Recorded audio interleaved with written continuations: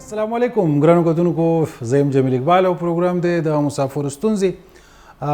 کتونکو د هر پیر پر زموږ مشرانو د خصوصي یو غنټه چې کم ده د هغه 1 کروڑ پاکستانی مسافرو لپاره چې د نړۍ په مختلفو هیوادونو کې مسافر دي کار روزګار کوي خپل بچو له حلال رزق ګټي مسافري کوي په ځان سخته تیری وطن خدمت کوي د خپل فیملی سره چې کم د کومک کوي د خپل بچو بهتر مستقبل لپاره خپل مسافري کوي دا غي ته ډالۍ ده د مسافرو ستونزې سوي د مسافرو ستونزې د واحد چې کوم د کانټیکټ پوینټ په بیرونی هیوادونو کې هغه امبیسي او کونسلیټ وي د مسافرو اکثر شکایتونه وي د امبیسي او کونسلیټ حواله سره دغه سي د په چوټایزي نو ایرلاین امیګریشن ایرپورټ یوز کوي هلته کې چې کوم مسایل دي هلته کې چې کوم ستونزې د هغه حواله سره د ګیلمن دي اکثر دا مسافر په وطن کې او په بیرونی هیوادونو کې چې چا سره فیملیز دلته د خپل بچو د سکول کالجز یونیورسيټي اډمیشن لپاره هم فکرمند وي ولې چې بهرني هیوادونو کې ایجوکیشن چې کوم د خرچه په سیوا راځي اکثر هایر ایجوکیشن چې کوم پاکستانی یونیورسيټیز دي هغه هم په بهرني هیوادونو کې ډېرې کمی وي نو د خپل وطن کې د خپل بچو د اډمیشن لپاره د غیر اعلی تعلیم لپاره فکرمند وي په دې باندې خبره کول شي د خپل کار روزګار مسافري مسوره وکړه رابطې سره کوي فرمایشونه د نسکیږي ګټم سوکړه تاوان مسوکو زموږ د ټلیفون شمیره هم تاسو زموږ د لینډلاین نمبر زموږ د واتس اپ نمبر هغه تاسو زموږ په شیشه باندې ګورئ نو خامخا تاسو کالز ته هم سترګې په لاریو کتونکو په متحده عرب امارات کې تقریبا د 130 ملکونو خلک ژوند کوي دغه 2 میلیونه پورې پاکستانیان دلته کې چې د ژوند کوي 2.5 میلیونه پاکستانیان په سعودي عرب کې ژوند کوي د دې دوره ګڼ شمیر چې کوم پاکستانیان د بهرني هیوادونو کسان دلته کې مختلف فیسټیول سیمینار ورکشاپس کیږي د پاکستانیانو جرګې مارکې کیږي زموږ کوشش وی چې د ټولې هفته مهم خبرونه مهم ریپورتس زموږ د ملګرو تاسو لپاره راوړي وي او د ټولې هفتې هغه ریپورټس مونږ هم د خپل پروګرام برخه کوو کتونکو زه خپل اولنی ریپورټ طرف ته د نیشنل ډیفنس یونیورسيټي اسلام آباد وفد چې کوم دی د متحده عرب امارات په دوره دی 13 ورځ د غي په اعزاز کې سفیر پاکستان هیز ایکسلنسی فیصل نیاز ترمیزی د یو دستوري تابع کړی و راځي چوغلو دا ریپورت अबुधाबी में पाकिस्तान के सफारत खाने में नेशनल डिफेंस यूनिवर्सिटी इस्लामाबाद के नेशनल सिक्योरिटी एंड वार कोर्स के वफद की मुत्तहिदा अरब इमारात के गैर मुल्की मुतालियाती दौरे की दौरान मेज़बानी की। इस दौरे का मकसद पाकिस्तान और मुत्तहिदा अरब इमारात के दरमियान दो तरफा मुज़ाकिरात इल्मी ताउन और बाहमी अफ़हाम व तफ़हीम को बढ़ाना है। सफ़ीर फैसल नियाज तरमीज़ी ने air vice marshal Aamir Munir chief instructor NDUKAOD और वफद का इस्तकबाल किया जिसमें आला फौजी और सिविल सर्विसेज के अफसरान के साथ साथ दोस्त ममालिक के अफसरान भी शामिल थे। सफीर ने दो तरफा ताउन को गहरा करने में इस तरह के तबादिलों की अहमियत पर जोर दिया। उन्होंने कहा कि ये दौरा पाकिस्तान और मुत्तहिदा अरब इमारात की तारीखी शराकत दारी को मजबूत बनाने के हमारे अज़म की भी अक्कासी करता है। जी कतुनको रिपोर्ट तاسو کته د नेशनल डिफेंस यूनिवर्सिटी اسلام آباد وفد چې کوم دی د متحده عرب امارات په دوره دی د غي په اعزاز کې د دستوري تابع شو چې کومه سفیر پاکستان د متحده عرب امارات کې چې کوم دی هیز ایکسلنسی فیصل نیاز ترمیزی کړی و کتونکو پروګرام د مسافر ستونزې موږ مختلف ریپورټس هم تاسو ته خایو بعضی ضروری خبره چې هغه تاسو سره شریکول غواړي کتونکو تاسو وبوریدلی دلته کې چې کوم دی چې په دې ابوظبي کې کوم بالکنیز دي د خپل فلیټس پاغه کې سټوریج کولو یا چې د پاغه کې کپڑے خورولو پاغه باندې مختلف جرمانه وي دغه سي ګندګاډه په پارکینګ کې په میاشتو باندې په هفتو باندې پر خود پاغه باندې هم فاین راځي خو یو داسې نوې خبر چې کوم ډیش انټینا اکثر زمونږه اوس خدا غیر رواج لکه کم شوی دی دغه سرویس پرووایډر چې کوم دی هغه ډیجیټل کنیکشن ورکوي خو بیا هم په بعضې ځایونو کې د ډیجیټل د ډیش انټینا لګېدلي وي نو د ډیش انټینا هغه داسې چې ویزیبل نه وي مخامخ چې ګنده نه وي ولې چې د ډیش انټینا هغه په خپل باندې نه چې د هغې کوم پروفیشنل کمپنیز دي د ډیش انټینا د انسټالیشن نو په هغې باندې لګول پکار دي ولې چې دا تاسو که په بالکني کې یا په چت باندې چې دا ویزیبل وي د بار نه یا ګنده وي او ښکلې نه ښکاري نو په هغې باندې هم څنګه چې په بالکني کې سٹور کول کباړ کې خودل یا دغه سي گاډي ګنده ساتل پاغي باندې جرمانه دي نو دغه سي ډیش انټینا هم په غلط ځای کې چې هغه خپل نخکاری او هغه د سیفټي چې کوم رولز دي دغه انسټالیشن کوم اصول دي هغه لاندې چې کوم دي دغه انسټالیشن نیوي شوی نو په هغې باندې هم جرمانه ده. نو تاسو چې څوک ډیش انټینا لګول غواړئ نو کوشش وکوئ چې لکه په خپل صمیمه لګوئ د دې چې کوم ایکسپرټس دي په هغې باندې لګوئ چې هغه دې ځای کې د رولز نه خبر وي. کتونکو زه خپل دویم ریپورټ طرف ته چې کوم زمونږ ریاض سعودي عرب کې همکار دی ناظم هغې رالیږلی نو د حج 2025 چې کوم ضوابط دي د هغې حوالې سره په ریاض سعودي عرب کې سفیر پاکستان هیز ایکسلنسي احمد فاروق صاحب یو پریس کانفرنس کړی و. راځئ چې وګورو دا پریس کانفرنس حواله. لبیک اللهم لبیک لبیک لا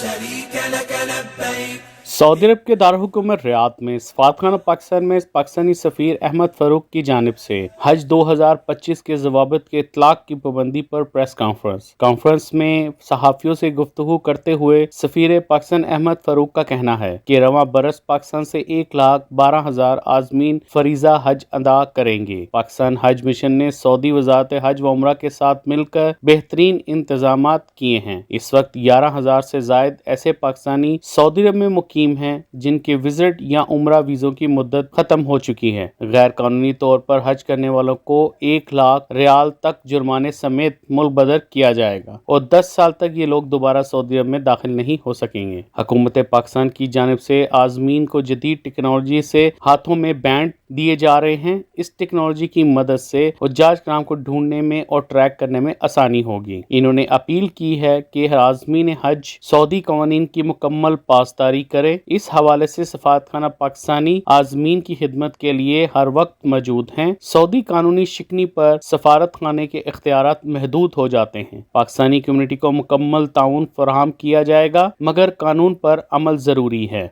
मैं आज पाकिस्तानी मीडिया जो यहाँ पे एम्बेसी में तशरीफ़ लाए हैं इनके मदद से ये पैगाम अपनी कम्युनिटी को देना चाहूँगा कि आने वाला जो हज है उसमें सऊदी हुकूमत की जो कानूनी रेगुलेशंस हैं आप लोग उनको मुकम्मल तौर पर अमल दरामद करें. गैर कानूनी तरीके से कोई भी हज करने की कोशिश ना करे चूँकि इसके लिए सऊदी हुकूमत ने इस दफ़ा बड़ी सख्त सज़ाएँ जो हैं वो कानून में नाफिज की हैं और इसका नुकसान आपको होगा, आपकी फैमिलीज़ को होगा. हम सब पर यह फ़र्ज़ है कि हज एक मुक़द्दस फ़रीज़ा है और इसे यहाँ के कानून के मुताबिक जो है ही अदा करना चाहिए. हमें सऊदी हुकूमत के साथ ताउन करना चाहिए ताकि हज बेहतर से बेहतर अंदाज में हो और जो हाजमीन हज दुनिया जहाँ से यहाँ पे आ रहे हैं उनके लिए हम कोई मज़ीद दुश्वारियाँ और मुश्किलात पैदा ना करें. बतौर पाकिस्तानी हमारा अपना एक बहुत बड़ा हज का कंटिंजेंट जो है वो आता है और हम सब को ये कोशिश करनी चाहिए कि हम जो है अपने मुल्क का जो नाम है वो यहाँ पे रोशन करें और मुकामी हुकूमत के साथ भरपूर तौर पर ताउन करके इस हज को कामयाब करें. बहुत शुक्रिया आपका. रिपोर्ट तاسو کتو پریس کانفرنس او د سفیر پاکستان از ایکسلنسی احمد فاروق صاحب هغه ویل چې یو لاک 12,000 حجیان چې کوم د ځل را روان دي سعودي عرب ته د حج لپاره د غوښتنه وکړه د ټولو نه چې دلته کې راځي نو د دې چې کوم قوانین دي په هغې باندې عمل کوي. ایلیګلی چې کوملته کې خلک میشته د هغوی د حج په ویزه باندې نه دي تللي هغه ځای کې ایلیګل دي یا هلته کې د کار په ویزه دي او هغوی بغیر د اجازت نه حج د پاره چې کوم دی کوشش کوي نو دغسې کسان 1 لاک ریال جرمانه او 10 کاله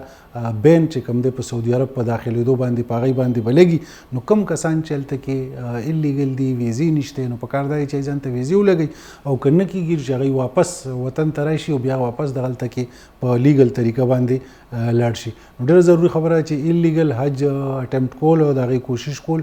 1 لاک درهم 1 لاک ریال جرمانه او 10 کاله لپاره چې کوم دی سعودي ته ستاسو ټریول چې کوم دی بین کېدی شي. نو ډېر زیات احتیاط کوئ. کتونکو پروګرام دی د مسافرو ستونزې په دې کې تاسو ته موږ مختلف ریپورټس وړاندې کوو ورسره څه داسې ضروري خبرې وي نو هغه هم کوشش کوو چې تاسو سره شریک وکړو. کتونکو دوبۍ پولیس 13 ورځ د 14 کسانو یو ګینګ دی هغه ګرفتار کړی دی هغه زما خیال دلته کې په متحده عرب امارات کې چې کم خلک میشت دی هغوی ته خو یقینا چې داسې کالز راځي اننون د نمبرونه هغوی ته فون کول شي او فون کې کله ورته وایي چې ستا څه لاټري راوتې ده، کله ورته وایي چې ستا زه د بینک نه خبرې کوم یا زه د پولیس نه یا یو بل اداره ورته نوم واخلي، نو دغسې هغوی نه هغه انفارمیشن چې بعضې ټایم کې ورته وایي ستا د فون نمبر دا دی، ستا ویزا نمبر، ستا بینک کارډ نمبر، دغسې هغه سی وي وي نمبر چې کوم په کارډ باندې وي یا او ټي پي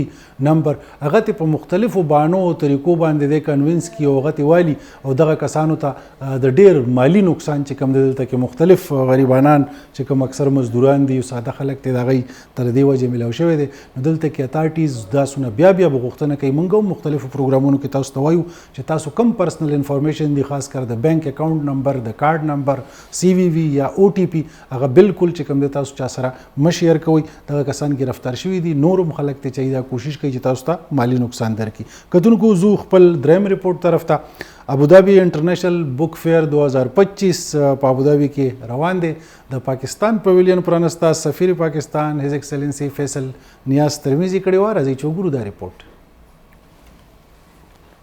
अबुज़ाबी इंटरनेशनल बुक फेयर 2025 में पाकिस्तान पवेलियन का बाकायदा इफ्तिताह मुत्तहदा अरब इमारात में पाकिस्तान के सफ़ीर फैसल नियाज़ तरमीज़ी ने किया। इस मौके पर खिताब करते हुए सफ़ीर तरमीज़ी ने पाकिस्तान पवेलियन के क़याम के लिए मुंतज़मीन की लगन को सराहा और आलमी सतह पर पाकिस्तान का मस्बत और नरम इमेज पेश करने में फ़न व अदब के अहम किरदार पर जोर दिया। उन्होंने पाकिस्तानी तारकीन वतन के अरकान की हौसला अफजाई की कि वो इस इक़दाम की हिमायत के लिए पवेलियन का दौरा करे। सफ़ीर तरमीज़ी ने मुत्तहदा अरब इमारात के पाकिस्तानी स्कूलों पर भी जोर दिया कि वो अपने तलबा और असातिज़ा के लिए पाकिस्तान पवेलियन और वसी तर किताब मेले के दौरे का इंतज़ाम करे। तकरीब में नेशनल बुक फाउंडेशन की नुमाइंदगी डॉक्टर कामरान जहांगीर, मैनेजिंग डायरेक्टर, और जनाब मुराद अली मोमन, सेक्रेटरी नेशनल बुक फाउंडेशन ने की। सफ़ीर तरमीज़ी ने उर्दू वर्ल्ड बुक्स के मिस्टर सरमद खान की मुसलसल दूसरे साल मेले में पाकिस्तान की मुसलसल मौजूदगी को यकीनी बनाने में ज़ाती काविशों को सराहा। पाकिस्तान पवेलियन 26 अप्रैल से 5 मई 2025 तक अबुज़ाबी बैनुल-अक़वामी किताब मेला के दौरान ज़ायरीन के लिए खुला रहेगा। ये जी बड़ी खुशी हुई, आज हमने पाकिस्तान स्टॉल का इफ्तिताह किया अबुधाबी बुक फेयर में, और मैं बड़ा खुश हूँ कि एमडी पाकिस्तान नेशनल बुक फाउंडेशन भी हमारे साथ हैं, उनकी टीम भी हैं, पर इस पूरे इवेंट की जो रूए रवां हैं सरमद खान साहब हैं, जिन्होंने पिछले साल फॉर द फर्स्ट टाइम हमारा स्टॉल बड़े अरसे बाद लगा था और इस साल दूसरा साल है। आज हमारी इब्राहिम सलामा साहब से मुलाकात थी और हमने मुख्तलिफ ममालिक के स्टॉल, जिसमें चीन का, सऊदी अरब का, मुत्तहदा अरब इमारात के स्टॉल्स, उनको भी हमने विज़िट किया। और मैं हमेशा कहता हूँ कि जो आपका अदब होता है, जो सकाफ़त होती है, जो मौसीकी होती है, जो आपका फ़िल्म होती है, जो आपके शायर होते हैं, ये आपकी असल पहचान होती है। और पाकिस्तान का एक बहुत अजीम विरसा है इन सारे फ़नून में, और उसको हमें तरवीज करना चाहिए सारे दोस्त ममालिक में, ख़ास तौर पर जहाँ से जिनके साथ हमारे बड़े दरीना ताल्लुकात हैं। आज हमने नेशनल आर्काइव्स के स्टॉल का भी किया, जहाँ पे पाकिस्तान के पहले सफ़ीर की तस्वीर लगी थी, जो सन 71 में 6 माह पहले आए थे मुत्तहदा अरब इमारात के क़याम से पहले। तो all credit to the team, Pakistani publishers को। कल हमने बहुत अच्छा इवेंट किया पाकिस्तानी बुक लॉन्च का, और हमारा इरादा है कि अगले 4-5 साल में पाकिस्तान गेस्ट ऑफ ऑनर हो यहाँ पे। हमारे मुसन्निफ़ीन, हमारी किताबें,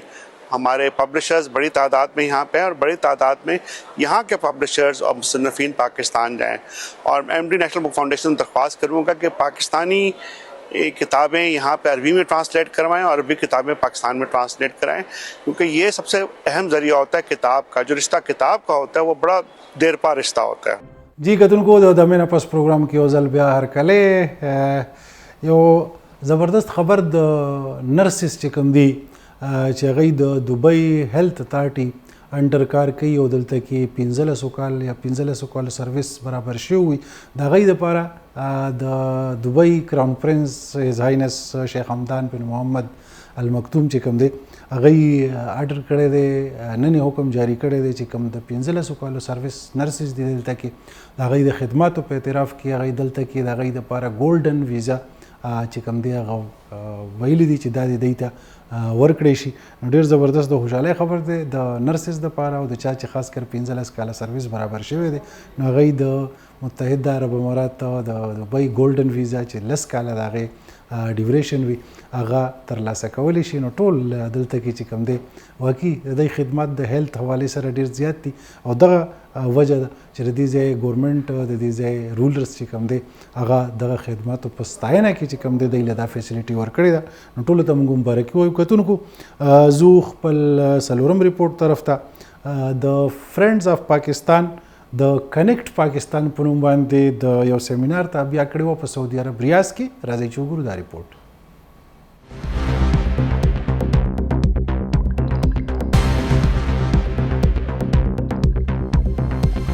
सऊदी अरब के दारुल हुकूमत रियाज में फ्रेंड्स ऑफ रियाज के ज़ेर एहतमाम कनेक्टेड पाकिस्तान के अनवान से एक अहम सेमिनार मुनक्किद किया गया, जिसमें सऊदी अरब में मुकीम पाकिस्तानी कम्युनिटी के अरकान, पाकिस्तानी सफारत खाने के अफसरान, कारोबारी शख्सियात और मीडिया नुमाइंदों ने बड़ी तादाद में शिरकत की। तकरीब के मेहमान ख़ुसूसी सऊदी अरब में तैनात मिनिस्टर ऑफ ट्रेड डॉक्टर शगुफ्ता ज़रीन, मौलाना अब्दुल मालिक मुजाहिद और सैयद साकिब ज़ुबैर ने ख़ुसूसी शिरकत की। इनका कहना था कि ये तकरीब पाकिस्तानी कम्युनिटी के लिए एक अहम कदम साबित हुई, जिससे न सिर्फ मुकामी कवानीन और मौक़े से आगाही मिली बल्कि सऊदी अरब और पाकिस्तान के दरमियान तजारती और समाजी रवाबित को मजबूत बनाने में भी मदद मिलेगी। फ्रेंड्स ऑफ रियाज के अरकान राना अजीम यूनस, वकास अहमद, हसीब गोंदल, हमजा अब्बास, इमरान अवान और कामरान अशरफ ने भी खिताब करते हुए कम्युनिटी के मसाइल और इनके हल पर रोशनी डाली। उन्होंने जोर दिया कि ऐसे प्लेटफॉर्म्स न सिर्फ पाकिस्तानियों को मुत्तहिद करते हैं बल्कि पाकिस्तान की मुस्बत तस्वीर भी पेश करते हैं। इस सेमिनार का बुनियादी मकसद सऊदी अरब में मुकीम पाकिस्तानियों को मुकामी कवानीन,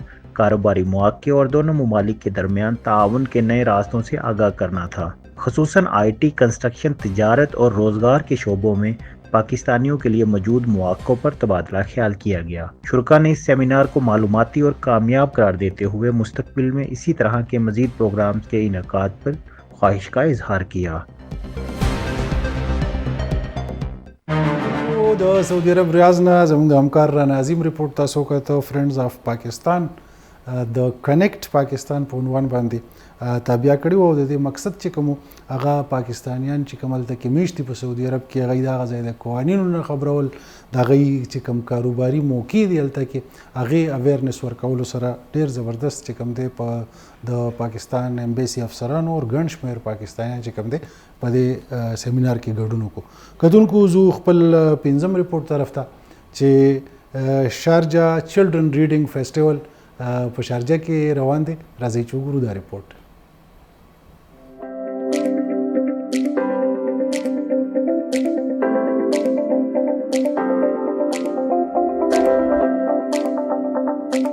शारजा चिल्ड्रंस रीडिंग फेस्टिवल एक मुमताज़ सकाफती और तालीमी प्लेटफॉर्म के तौर पर काम करता है, जिसका मकसद बच्चों और नौजवान बालिगों में पढ़ने की मोहब्बत और तख्लीकी सलाहियतों को फ़रोग़ देता है। ये त्यौहार एक मुनफरद तजर्बा पेश करता है जो मुख्तलिफ सरगर्मियों और तकरीबात के ज़रिए सीखने और तफरीह को यकजा करता है, जिसमें इंटरैक्टिव वर्कशॉप, फनकाराना परफॉर्मेंस, डिस्कशन, पैनल्स और सकाफती नुमाइशें शामिल हैं। ये दुनिया भर के नामवर पब्लिशर्स, मुसन्निफीन और मुसव्विरों की मेज़बानी भी करता है, जो उसे मवासिलात और एक इल्म के तबादले के लिए एक पुल बनाता है। शारजा चिल्ड्रंस रीडिंग फेस्टिवल खानदानों के लिए एक मिसाली मंजिल है, जो बच्चों को अपनी सलाहियतों को दरियाफ्त करने, सीखने का जज्बा पैदा करने और एक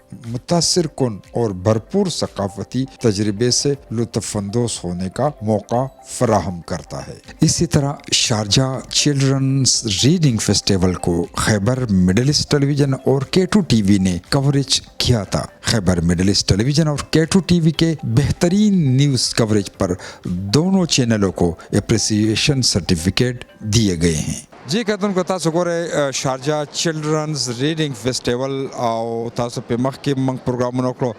نن موږ بیا راغلی وو زموږ سره پښتون ورور ملاو شو خبره کوو چې کوم ځای سره تعلق ساتي. نوم دې څه دی؟ سلیمان خان سلیمان خان د کوم ځای؟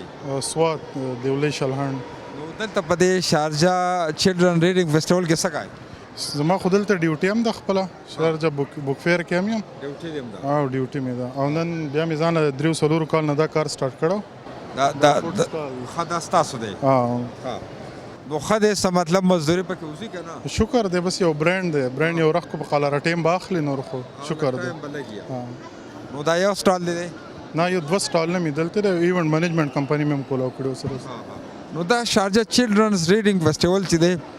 زیات زما خیال چې دی مقصد دا چې ماشومانو د کتابونو د ریډینګ سره شوق پیدا شي که نه؟ کتابونو ریډینګ سره شوق پیدا شي ماشومان ته پینټینګ ښایي اکټیویټي دي میچور شي ټول. نو مطلب ډېر لوی ځای دی او سکولونو ماشومان راځي عام خلک راځي ټیکټ هم نشته فری دی نو ډېر ښه د انټرټینمنټ ځای دی او ډېر ښه هر شی دلته فری دی ټولو ته مثلا اکټیویټي دی پینټینګ شو سه اکټیویټي ټولو ماشومان دپاره فری دی. نو خیبر ټلویزیون همیشه شارجه بک فیر یا چلډرنز ریډینګ فیسټیول کور کوي. نو خیبر ټي وي کوریج حوالې سره خیبر ټي وي لاست ټایم هم زما انټرویو شوی وه نو ډېره مننه ډېر خوشحاله وو.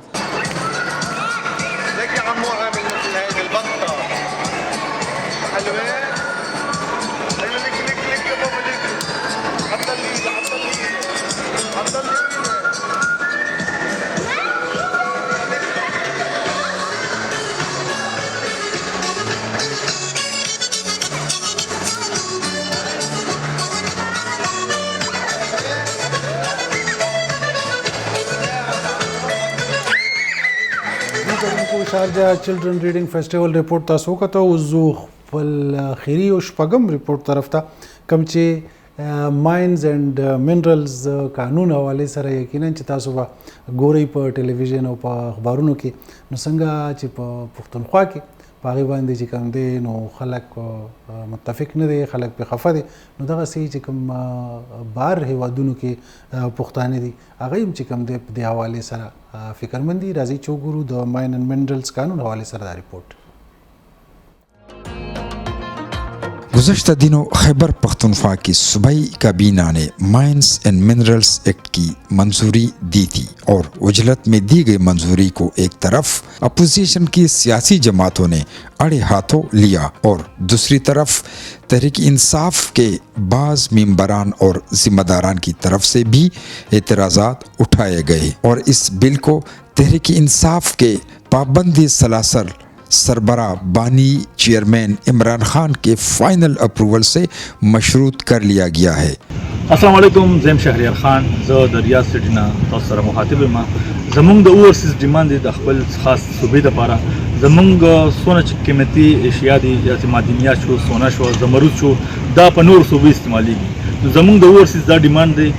दा का सामान ज़मंग पहल के इस्तेमाल ची ज़मंग ज़बरो तालीम ज़मंग द खल्क हुकूक बा बदा मामलात के बा हल ची. 18वीं तरमीम के बाद माइंस एंड मिनरल्स सूबाई इख्तियार है और खैबर पख्तूनख्वा के लोग एक तरफ इस कानून से नाखुश है और दूसरी तरफ समंदर पार पख्तून भी इस कानून के खिलाफ आवाज़ उठा रहे हैं. मैं आशम खान इस वक्त सऊदी अरब जद्दा से मुखातिब हूँ जो यहाँ पर ज़िंदगी बसर कर रहा हूँ. मैं तकरीबन काफ़ी अरसे से हूँ यहाँ पर लेकिन हमारा खैबर पख्तूनख्वा का कुछ आजकल हालात अच्छे नहीं हैं क्योंकि हमारे खैबर पख्तूनख्वा में जो ज़मरूद है सोना है या बाकी रोखा में